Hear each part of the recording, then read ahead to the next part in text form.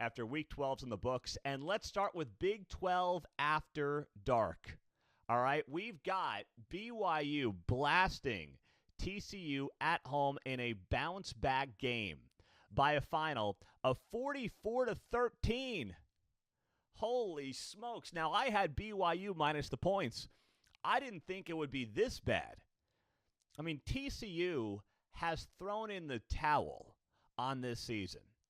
And at some point, there will be a conversation, and I know it's happening in TCU land, as to whether or not Sonny Dykes is the right guy. I'm not suggesting it's going to happen. I don't believe it is. But at 6-4 with this collection of talent, coming off of that loss to Iowa State, the way they lost that game last week, now this blowout loss on the road, I would be very surprised if the pressure is not quickly building on Sonny Dykes. They are 6-4. They go to Houston. They play Cincinnati to wrap up the season. They could lose both of those games. They certainly have the talent to win both of those games. But it's not a good scene right now in Fort Worth. Now, on the other side, BYU was dominant. And you heard them talk about it on the broadcast early in the game.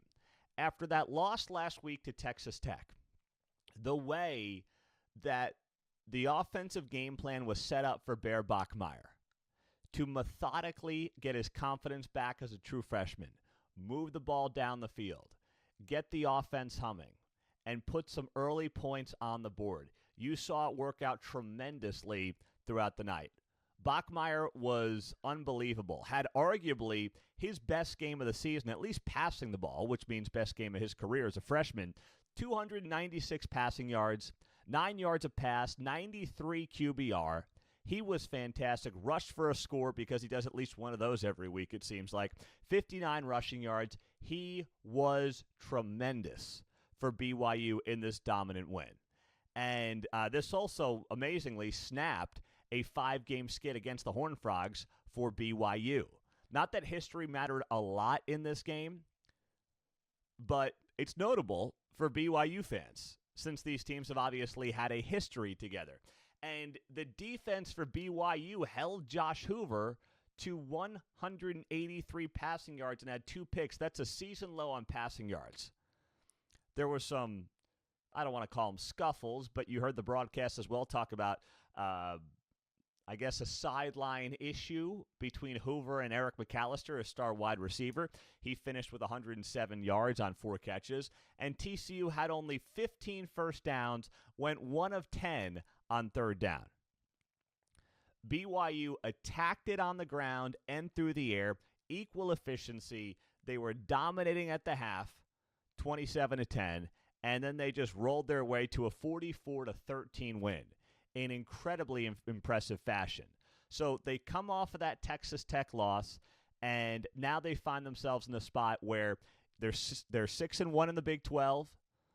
They've got Cincinnati on the road coming up this weekend, and then UCF. They win out, they're playing for a Big 12 championship. We know that. That's been the case. But some people thought this TCU game might be a little tricky. It was not. They were dominant. They gave you exactly the kind of bounce-back performance that you would want to see if you were a BYU fan and if you're on the College Football Playoff Committee. That's the other part of this that, let's be honest, matters.